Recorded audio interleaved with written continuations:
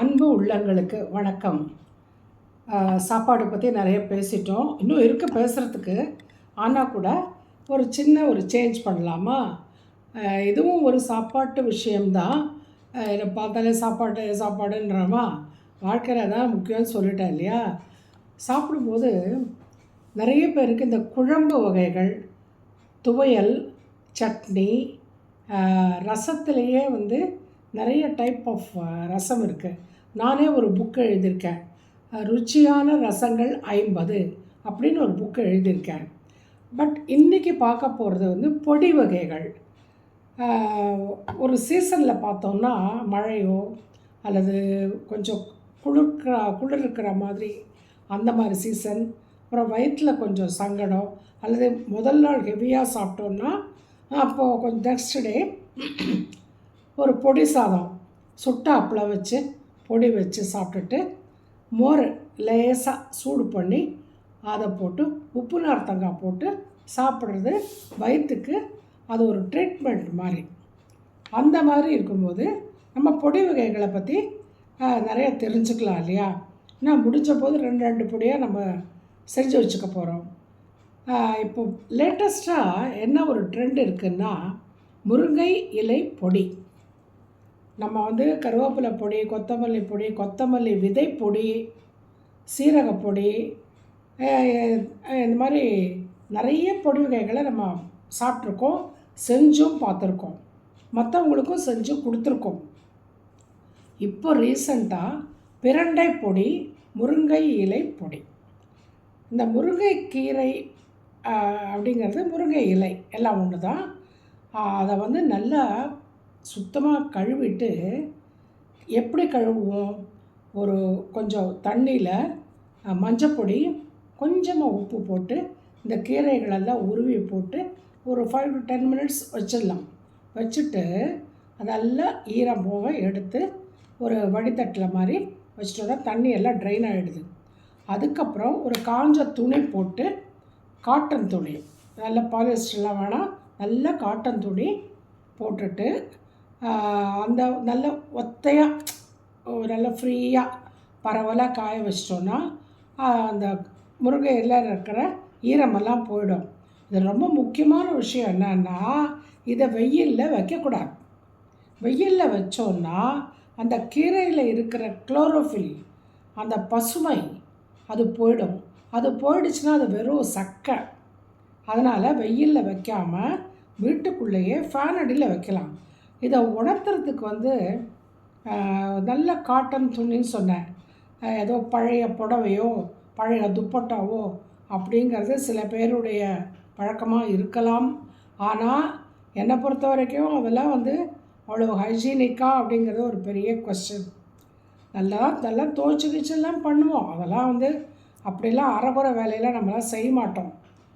ஆனால் கூட இதுக்குன்னு ஒரு நல்ல காட்டன் துண்டு இருக்குது இல்லையா? நம்ம தலை துவட்டிக்கிறது, உடம்பு துடைச்சிக்கிற டவல் இருக்குது இல்லையா, காட்டனா, அதை வாங்கிட்டு அதுக்குன்னே வச்சா என்ன?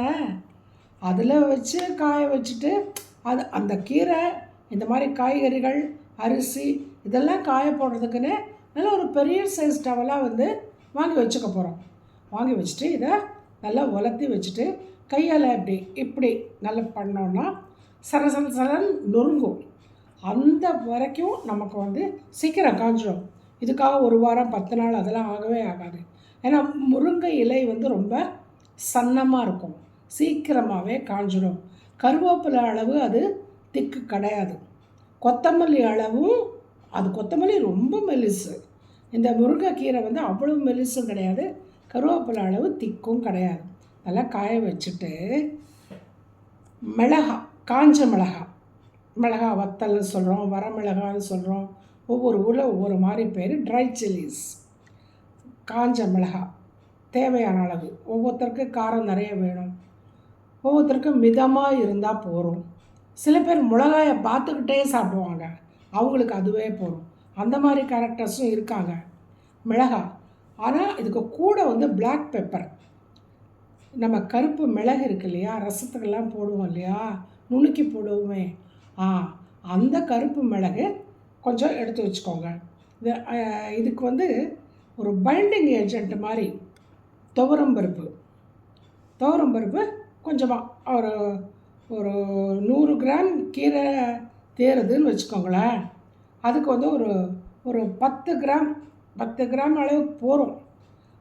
அதுக்கப்புறமா கொஞ்சம் கட்டி பெருங்காயத்தூளாக வாங்கிறத விட கட்டி பெருங்காயமாக வாங்கி வெறும் கடாயில் லேசாக வறுத்துட்டு அதை பவுடர் பண்ணி நம்ம சமையலுக்கு சேர்த்துக்கிட்டோன்னா டேஸ்ட்டு நல்லாயிருக்கும், வாசனையும் ரொம்ப நாளைக்கு நல்லா வரும், ரொம்ப நல்லாயிருக்கும்.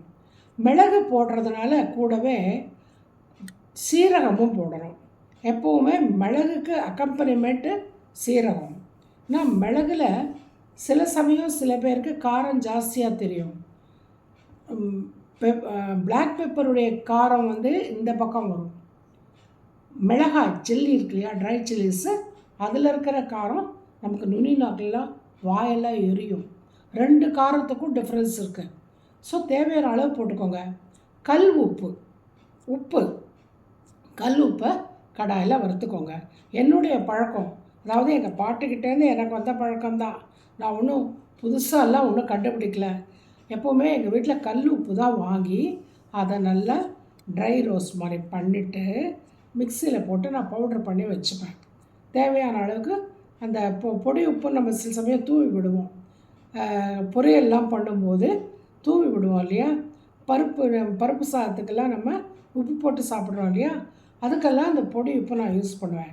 அந்த மாதிரி பண்ணுறதுக்கு கல் உப்பு தான் எப்போவுமே எல்லாத்துக்குமே பெஸ்ட்டு. கல் உப்பு இதுக்கு வறுத்து வச்சுக்கோங்க. முருங்கைக்கீரை, காஞ்ச முருங்கைக்கீரை, வரமிளகாய், அப்புறம் மிளகு, சீரகம், பெருங்காயம், உப்பு, அப்புறம் வேறு என்ன, துவரம்பருப்பு. இந்த துவரம்பருப்போட கொஞ்சம் கொள்ளு இருக்குது பார்த்திங்களா, கொள்ளை நான் வழக்கமாக என்ன பண்ணுவேன், 1 கிலோ 2 கிலோ வாங்கி நல்லா வறுத்து வச்சுருவேன். வறுத்து ஆற வச்சு ஒரு டப்பாவில் போட்டு வச்சுப்பேன். தேவையான போது டைரெக்டாக அப்படியே எடுத்து நம்ம யூஸ் பண்ணிக்கலாம். இதை முதல்ல வந்து துவரம்பருப்பையும் கொள்ளையும் மிக்சியில் பவுட்ரு பண்ணிக்கோங்க. இதை பவுட்ரு பண்ணும்போதே நம்ம ட்ரை சில்லிஸ் மிளகாவத்தில் போட்டோன்னு வச்சுக்கோங்களேன், அந்த தோல் திப்பியாக வராது. அதை போட்டுட்டு கூடவே வந்து கல் உப்பையும் அதில் போட்டுடுறேன். கல் உப்பு வறுத்தது, அதனால் அதில் ஈரத்தன்மையோ பிசுபிசுப்பு தன்மையோ எதுவும் இருக்காது. சரி, இது கூடவே நம்ம இன்னொன்றையும் போடணும். பெருங்காயம், கட்டி பெருங்காயம் வறுத்துருக்கோம்ல, அதையும் தூக்கி அதில் போடுங்க. இது எல்லாத்தையும் நல்லா பவுடரை பண்ணிக்கோங்க. இதில் சில பேருக்கு கொஞ்சம் க்ரன்ச்சியாக எந்த பொடி சாப்பிட்டாலும் கொஞ்சம் இட்லி பொடியோ அல்லது இந்த மாதிரி பருப்பு பொடியோ இந்த மாதிரி சாப்பாட்டுக்கு போடுற பொடியோ சாப்பிட்டா க்ரன்ச்சியாக வாயில் கொஞ்சம் கடக் அப்படின்றது தான் சில பேருக்கு பிடிக்கும். அதனால் என்ன பண்ணோம், லேசாக உளுத்தம்பருப்பு, தோல் இல்லாத வெள்ளை உளுத்தம்பருப்பு, முழு உளுத்தம்பருப்பு, அது வாசனை வர வரைக்கும் நான் கொஞ்சமாக வறுத்து வச்சுப்பேன். இதெல்லாம் வந்து எக்ஸ்ட்ராஸ் தான். துவரம்பருப்பு கொள்ளு எல்லாம் வந்து மஸ்ட்டு, மெயின் இன்க்ரீடியன்ட்ஸ். பட் இந்த டேஸ்ட்டுக்காக, க்ரன்ச்சி டேஸ்ட்டுக்காக உளுத்தம்பருப்பை நம்ம லேசாக வறுத்து வச்சுக்கிறோம். இதை நான் சின்ன மிக்ஸி இருக்கு இல்லையா, அதில் தனியாக பொடி பண்ணுவேன். மற்றதோடு போட்டால் அதெல்லாம் ரொம்ப மசிஞ்சிடும், இது திப்பியாக இருக்கும். எதுக்கு வம்பு, அவங்கவுங்களுக்கு தனித்தனியான வாழ்க்கை. அதே மாதிரி தான் உளுத்தம்பருப்பை தனியாக மிக்ஸ் பண்ணி சின்ன மிக்சியில் பவுடர் பண்ணிவிட்டு அதுக்கப்புறம் மீதி இருக்கிற மிளகு, சீரகம் இதெல்லாத்தையும் நம்ம போட்டோம் அப்படின்னா நல்லா அது மெயின். இது ஸ்பைசஸ் எல்லாம் உங்களுக்கு வந்து நல்லா பவுடர் ஆகிடும். சரி, இப்போ அந்த கீரை எப்போ போடுறது, அதுதானே மெயின்.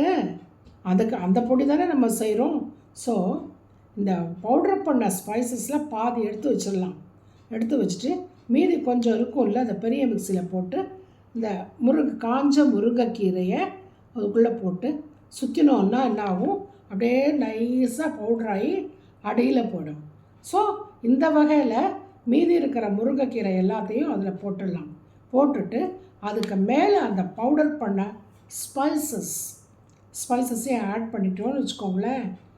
போட்டு திருப்பி விட்டுருக்கோன்னா இந்த தனியாக பொடிச்சு வச்சுருக்கிற உளுத்தம்பருப்பு இல்லையா, எல்லாத்தையும் சேர்த்து எல்லாம் பண்ணிக்க. எல்லாத்தையும் சொல்லிட்டேன் இல்லை, அதையும் விடலையே, ஒரு தடவை செக் பண்ணிக்கோங்க. நீங்கள் ஒருவேளை நான் விட்டுருந்தா கூட இதை எப்படி நீங்கள் சொல்லவே இல்லையே அப்படின்னு நீங்கள் என்கிட்ட கேட்கணும்.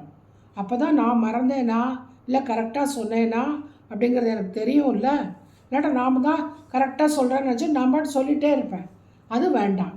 ஸோ இது வந்து முருங்கைக்கீரை பவுடருக்கு நல்லாயிருக்கும்.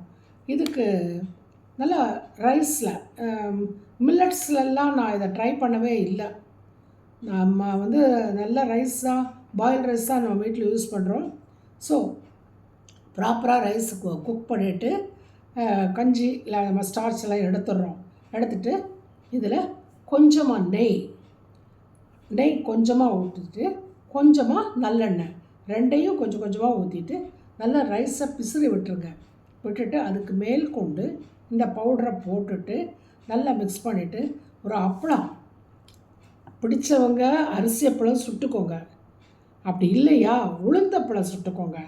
ஏன்னா இது கொஞ்சம் காரமாக இருக்குதுன்னு வச்சுக்கோங்களேன். அரிசி அப்பளம் வந்து இன்னும் கொஞ்சம் நல்லா காரமாக எடுத்து கொடுக்கும். சில பேருக்கு அந்த டேஸ்ட் ரொம்ப பிடிக்குங்க. அரிசி அப்பளமும் காரம், நம்ம கீரை பொடியும் காரம்னா அப்பா அப்படி எவ்வளோ நல்லாயிருக்கும் இல்லையா? இது மழை காலத்துக்கு, குளிர்காலத்துக்கு, உடம்பு சரியில்லாத, வயிறு சரியில்லாத, ஒரு மாதிரி அஜீரணமாக இருக்கு இல்லையா? அந்த சமயத்துக்கெல்லாம் இந்த பொடி சாதம் ரொம்ப நல்லாயிருக்கும். இதுக்கப்புறம் ஒரு தக்காளி அப்படியே கொதிக்க வச்சு அதை மட்டும் கொஞ்சமாக உப்பு போட்டு ஒரு டம்ளர் குடிச்சு பாருங்கள். ரொம்ப பியூட்டிஃபுல்லாக இருக்கும் சாப்பாடு. மீண்டும் சந்திப்போம்.